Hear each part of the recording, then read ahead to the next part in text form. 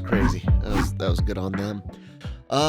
Shocky, anything to add or So a say little anything bit on of tidbit any of this? news. I don't know if it's how shocking it is and stuff like that, but so the rumor it came out, was it last week, about the potential of a what if Star Wars series. Oh yeah, I I looked into remember that. Forgot that about that, a little bit more, and what I heard is that it's not necessarily the what if kind of scenario, like, hey, what if Luke never, left the Jedi or whatever.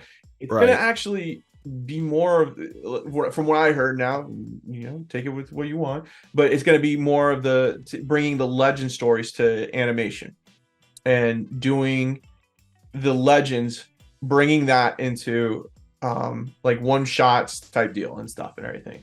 That's what. Huh. So, for example, when you say legends, you mean like EU stuff, potentially like the Empire, so Luke stuff. All the stuff that like Kyle loves from back in the day I mean, is to it's put it kinda, into. I feel like it's like $1 too little and $1 too late for them to do that So now, the but, theory, so here's the reason why it kind of makes sense from what I've heard from the people who told me this, is that it's to try to get the younger fan audience into those stories. That basically this won't be targeted towards us. It will have a more adult animation feel to it, so that it would kind of attract us, the adults who read the books and all that stuff. But more or less, like some of those novels that came out that were like kind of one shot novels and everything, put them into animation, 45 minutes. As long as they don't use shitty animation. No, there's a lot of potential, because now my brain is thinking like the Clone Wars animation is shitty animation. That's what I said. No, we don't want that. Yeah. Rebels, the Clone Wars, all of that is shit. The Resistance, that was shitty. What If itself does not even have that great of animation, but I hate the metallic look of everything, especially like when the hair looks metallic. It's weird. But I start thinking of course, Star Wars Visions, and the idea of getting God, I would love if it was anime, of course, but the idea of, say, doing this anthology series of legend stories, you start thinking, well, they could show Rogue Squadron taking Coruscant. How freaking awesome would that be? Yeah. I would kill to see Rogue Squadron take Coruscant. That would be great. You could do a battle with the Yuuzhan Vong from the new Jedi Order. You could have the showdown between Luke and his clone, an heir to the Empire. Like, there's a lot of possibilities there. So it's not necessarily like the what if from the it's not necessarily a what if, like, from the movies. It's an anthology of legends. Yeah, like it's kind of it's that. They could even call it Star Wars Legends. Yeah, and I think it's I don't think it's going to be called Star Wars What If. I think that rumor is kind of just built up because it's the most easily comparable to what Marvel's doing or whatever. So Cam, are you not into it? Yeah. What? Sorry, Cam, are you not into the idea? No. I don't. I hate you. Go away. I don't think it does any favors. I think it would be far better for them to rewrite new stories with those as the background, but make them canon. So, like, how did they take Coruscant in their current canon? After that doesn't necessarily need to be a legend. Yeah. If you're going to do Luke Skywalker animated stories, do them so that it's kind of like what happened to Luke. Well, it's not going to be solely just Luke Skywalker. So, and the reason why it's kind of the what if is because I think they're going to try to do the Thrawn heir to the Empire as kind of the kickoff start one, but they already have the canon Thrawn and in the Mandoverse, so you can't say that this is now canon, and so it's got to be that same type of what if mentality, but instead of calling it what if, it's just going to be the Star Wars legend stories and stuff, and just go from there.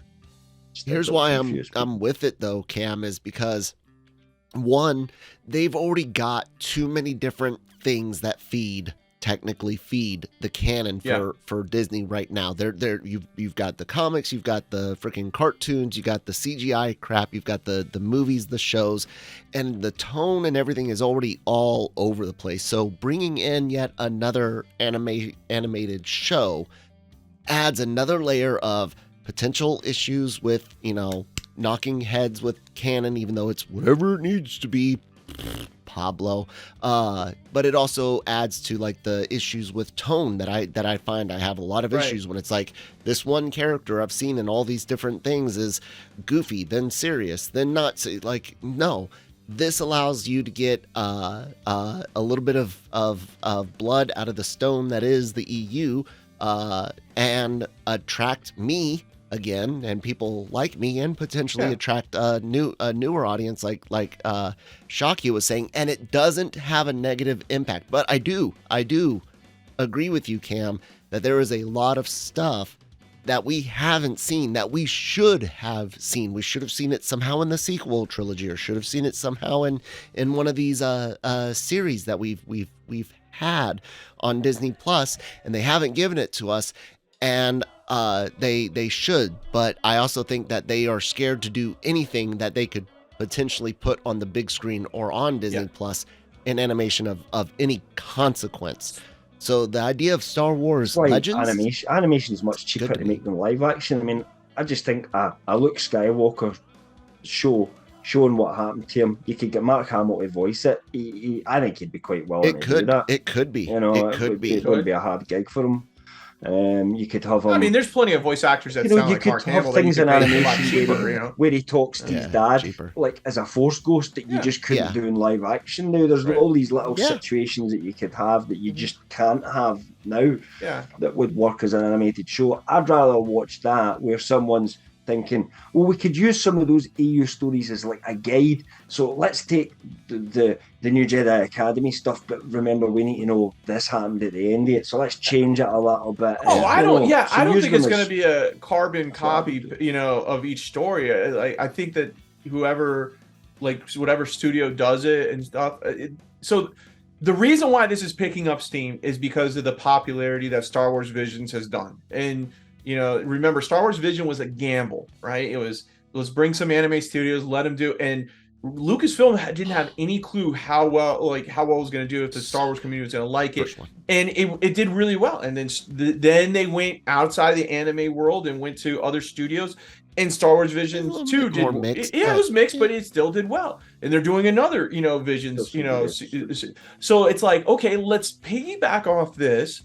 Let's get some, anime studios to, through Lucasfilm or whoever, however they're going to do it. Let's already take some of these stories that have been, established that people love, from the old days, introduce it to the younger audience, and, mix it up. And so then it's kind of like its own little thing.